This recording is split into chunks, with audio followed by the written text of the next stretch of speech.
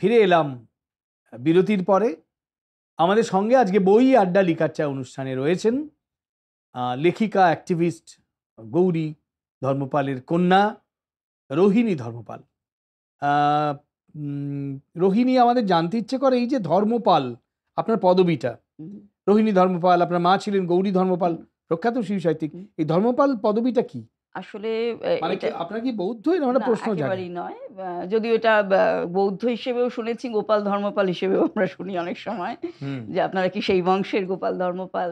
আসলে আমার বাবা ছিলেন গুজরাটি, ওরা গুজরাট থেকে এসেছিলেন পরাধীনতার সময় এবং একটা বিপ্লবী সংগঠন করেছিলেন, কিন্তু স্বাধীনতার পর সেই সংগঠনের কাজটা বিভিন্ন সামাজিক কাজে, ধর্মীয় কাজে পাল্টে যায়। ধর্মীয় মানে কোনো নির্দিষ্ট সম্প্রদায়ের নয়, ধর্ম বলতে বৃহত্তর অর্থে যাব। আর আপনার ওই যে বিপ্লবী বলছেন, মানে মানে মহাত্মা গান্ধীর না না অনুগামী না না, হ্যাঁ গুজরাটি, কিন্তু সেই থেকে ধর্মপালটা। হ্যাঁ, এবার সেই বাবারা ধর্মপাল পদবিটা নিয়েছিলেন, সেই থেকে গৌরী চৌধুরী গৌরী ধর্মপাল। গৌরী চৌধুরী গৌরী ধর্মপাল হয়েছিলেন। আচ্ছা, এই যে দিদি তো শিশু সাহিত্যের মানুষ ছিলেন, শিশু সাহিত্য প্রচুর লিখেছেন, সন্দেশে আমরা লেখা পড়েছি। আপনিও ছোটদের লেখালেখি করেন। একটু বলে নি, এই লেখালেখিটা কোথাও বোধহয় আমাদের একটু বংশে আছে, দুটি দিক দিয়ে। এক তো মায়ের দিক থেকে, আর একটা আমার মাসি বাণী বসুর দিক থেকে। বাণী বসু? হ্যাঁ, মানে আমাদের ঔপন্যাসিকা সাহিত্যিক বাণী বসু? হ্যাঁ, উপন্যাস। আপনার মাসি? হ্যাঁ, ছোট মাসি, মানে মায়ের ছোট বোন। তো কমল কুমার ও ববি প্রিন্ট বলে আমার একটা গল্প থেকে আগে একটু সংক্ষেপে বলে তারপরে বলছি যে একটি গুবরে পোকা, তার গুবরে পোকাদের রেগে গেলে না পা থেকে একটা রস বেরোয়, সেখান থেকে খুব দুর্গন্ধ বেরোয়।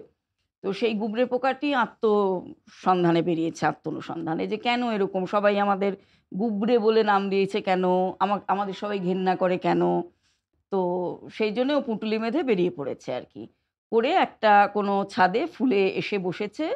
আর সেই বাড়ির খুকু দেখছে যে একটা জবা গাছে পোকা ধরেছিল, সেই পোকা ধরা ডালটার উপর থেকে অনেকটা যেন পোকা কমে গেছে। মা, শিগগিরই দেখে যাও। আসছি রে বাবা, আসছি। এত তাড়াতাড়ি কি আর পারি?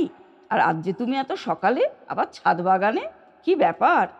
হাঁপাতে হাঁপাতে তিতলির মা ওপরে উঠে দেখলেন তিতলি আপন মনে দুই হাত তুলে নেচে বেড়াচ্ছে। মাকে দেখে এক দৌড় এসে জড়িয়ে ধরল। ছাড় রে বাপু, পাগল মেয়ে একটা, রাজ্যির কাজ পড়ে কি দেখাবি, দেখা শিগগিরই। এই দেখো না, এই ডালটায় পোকা ধরেছিল না কতটা, আজ দেখো একটুখানি শুধু লেগে আছে। তাই তো, অবাক হলেন অহনা। তারপরেই নজর পড়ল জবা গাছের নিচে ডালের পাতার ওপর। ওই দেখ তিতলি, তোর গাছের পোকা যাওয়ার কারণ, পোকা কমে যাওয়ার। কি মা? উমা, কি সুন্দর গো, কমলার মধ্যে কালো কালো ববি প্রিন্ট। আমার এমন একটা জামা কিনে দেবে মা, আমিও ওর মতো দেখতে হতে চাই। তিতলির মা ডাকেই ঘুম ভেঙে গেছিল কমল কুমারের, গুবরে পোকাটির। প্রথমে ভেবেছিল উড়ে যাবে, তারপর মনে হলো দেখাই যাক না কি বলে। মেয়ের মা যা বললেন আর মেয়ে যা বলল, আগে তো কেউ কখনো বলেনি। ও নাকি গাছটাকে সারিয়ে তুলেছে, ওকে নাকি দারুণ দেখতে, এই মেয়েটিও নাকি ওর মতো হতে চায়। আর কী সব বলছিল, ববি প্রিন্ট, কি ভালো নাম, শুনলে ওর বন্ধুরা তো অজ্ঞান হয়ে যাবে। আর কই, তিতলি তোকে মুগ্ধ হয়ে দেখেই যাচ্ছে, ওকে ঘেন্না করছে না তো। অহনা বললেন, জানিস তো তিতলি, প্রকৃতি মা ছোট ছোট পোকামাকড়দেরও আত্মরক্ষার জন্য কত রকম অস্ত্র দিয়ে দেন। এই ছোট্ট মিষ্টি পোকাকেও যদি কেউ ভয় পাইয়ে দেয়, তবে ওর হাঁটু থেকে একটা রস বেরিয়ে আসে। আমরা চট করে পাবো না, কিন্তু ওর চাইতে একটু বড়রা পাবে। সেই রসে বেশ দুর্গন্ধ, পালাতে বাধ্য হবে। আরে, এই তো ওর এতদিনের প্রশ্ন, এই উত্তর খোঁজার জন্যই তো বাড়ি ছেড়ে বেরিয়ে আসা। আর এইভাবে কাউকে জিজ্ঞেস না করেই এত সুন্দর উত্তর পেয়ে গেল, সঙ্গে আবার এত সুন্দর একটা নাম, ববি প্রিন্ট। আনন্দে এক পাক ঘুরেও ডানা মেলল। তিতলির মাথায় একবার বসে আবার উড়াল দিল বাড়ির দিকে। আর বাড়ি ছেড়ে থাকার কোনো মানে হয়? বাহ, খুব সুন্দর। ছোট্টরা খুব মজা পাবে অন্য রকমের লেখায়। রোহিণী, আপনি জোর বাংলা বলে একটা সংস্থা খুলে কিছু কাজকর্ম শুরু করেছেন, সেটা ঠিক কী ধরনের? হ্যাঁ, আমি আর আমার বন্ধু মিলে করেছি জোর বাংলা। জোর বাংলা নামটা আসলে মায়ের দেওয়া। কোথাও না কোথাও আমার যে কোনো কাজের সঙ্গেই মা জড়িয়ে। মা দমদমে একটা স্কুল করেছিলেন বহু বছর আগে, শান্তিনিকেতনের মতোই জোর বাংলা নাম দিয়েছিলেন, কিন্তু লোকাভাবে এবং আরও নানান্য কারণে সেটা চালাতে পারেনি বছর দেড়েকের বেশি। তো মায়ের কাছে গল্প শুনেছি এবং সেই নামটা আমার মাথার মধ্যে ছিল। যে কোথাও যদি কখনো এরকম কিছু করার মতন জায়গা সেখানে যেতে কি পারি। মানে মাটির কাজ, হাতের কাজ, হ্যাঁ, সেগুলোও যেমন থাকে তেমন বইও থাকে। মৃৎশিল্পীদের কাছ থেকে হ্যাঁ, আপনি সংগ্রহ হ্যাঁ, করেন? হ্যাঁ, এবং শিল্পীদের কাছ থেকে নিজে গিয়ে সংগ্রহ করি, এবং এখন এমন সম্পর্ক হয়ে গেছে যে তারা এসে দিয়ে যান, এবং আমরা চাই। তাদেরকে আপনি প্রমোট করেন, বিক্রি হ্যাঁ, হয়? হ্যাঁ, এবং আমরা তাদের লুকোই না। তাদেরকে দিয়েই লাইভ করাই। তাঁরা যখন সামনে থাকেন দিতে আসেন তখন লাইভ করাই। তাদের নাম, তারা কোথা থেকে আসছেন সেগুলো মানে বলি। ওই বিপণীতে বসে বসে তারা হাতের কাজ হ্যাঁ, তৈরি করছেন? করছেন বা নিয়ে আসছেন এবং সেটা নিয়ে বলছেন। জোড় বাংলায় আমরা জোর গিয়ে কিনে বাংলায়। নিতে পারবো? হ্যাঁ, অবশ্যই।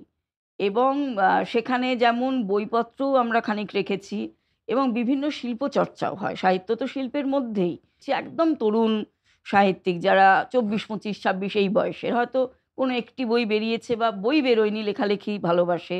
তো তারা কি ভাবছে সাহিত্য নিয়ে? আমরা তো এগিয়ে গেছি অনেকটা। হ্যাঁ, আমাদের পথ হাঁটা বেশ খানিকটা হয়ে গেছে। আমাদের ধরন মানুষ বুঝে গেছেন। কিন্তু এই একদম ফ্রেশ টাটকা ছেলেমেয়েরা, ওরা কি ভাবছে? ওরাও কি রাজনীতিকে বাদ দিতে চায় সাহিত্য থেকে? খুব সাবধানে থাকতে চায়?